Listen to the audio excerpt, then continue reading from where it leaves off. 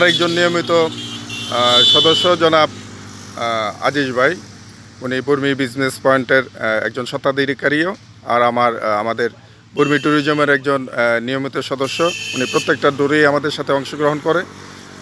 তো আজকে দুদিনের ট্যুরে ওনার অনুভূতিটা আমরা জানতে চাইব। মিস্টার আজিজ। আমি মোহাম্মদ আজিজুল হক।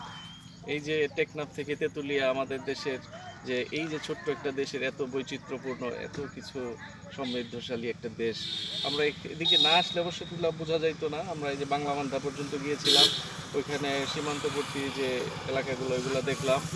আমরা মহানন্দা নদীর পাশে ওইখানে দেখলাম যে ইন্ডিয়ার যে সমতলের চা বাগানগুলো। এই আমার পিছনে যে চা বাগানটা দেখতেছেন এটাও ইন্ডিয়ান একটি চা বাগান, সমতলের চা বাগান। বিশাল একটি সবুজ চাদর বিছিয়ে রেখেছে, দূর থেকে দেখলে এরকমই মনে হয়। আমরা চা বাগান আরও দেখেছি, আমরা সিলেটের চা বাগানগুলো পাহাড়ি চা বাগান, কিন্তু এখানে যে সমতলের এত বিস্তৃত চা বাগান, আমরা দেশের বিভিন্ন আনাচে কানাচে না ঘুরলে না আসলে আমরা হয়তো এগুলো দেখতে পারতাম না। যদিও অনেক কষ্টসাধ্য, অনেক সময়েরও ব্যাপার। এই ব্যস্ততম সময়ের মধ্যে আমরা এই সময় ঘোরাঘুরি যে সময়টা এটা বের করতে পারি না, অনেক কষ্টকর হয়ে যায়।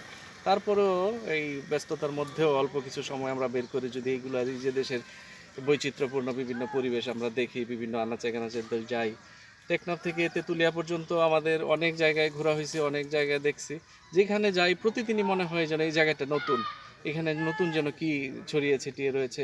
প্রতিদিনই মনে হয় প্রত্যেকটা স্পটকেই মনে হয় সুন্দর, না গেলে মনে হয় কি মিস করলাম, এরকম একটা কিছু মনে হয়। তো এখান থেকে টেকনাফের থেকে তেঁতুলিয়া পর্যন্ত সারাটা দেশই অনেক সুন্দর। আমাদের এই ছোট্ট সমৃদ্ধশালী দেশটাকে আপনারা ভালোবাসবেন, দেশের আনাচে কানাচে ঘুরবেন, দেখবেন। দেশের প্রতি যে মায়া মহব্বত এগুলো আরও বাড়বে, দেশের প্রতি দায়িত্বশীল হতে পারবো আমরা।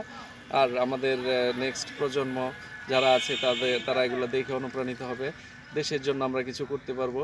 আর ব্যস্ততার মধ্যে আমরা বেরিয়ে আসি বিভিন্ন সময় থেকে, তারপরে বিভিন্ন কাজের মধ্যে দেখা যায় যে আমাদের পরে বিভিন্ন কাজে যখন আমরা যাই মনোনিবেশ করবো, আমাদের স্পৃহা কাজের প্রতি আরও বেড়ে যায়। আমরা ঘুরে যে সময় নষ্ট করলাম তা কিন্তু নয়, এই যে অর্থ খরচ করে আসি আমরা, তারপরে আবার সময় নষ্ট হয়, এগুলোর পরেও এখানে একটা বেনিফিটও আছে। মনটা যদি ভালো থাকে, সতেজ থাকে, আপনার যে কোনো কাজে করবেও আপনার মন দিলে মনটা বসে। যাই হোক, তেঁতুলিয়া চা বাগান থেকে এখানে শেষ করলাম আজকে। ধন্যবাদ আজিজ।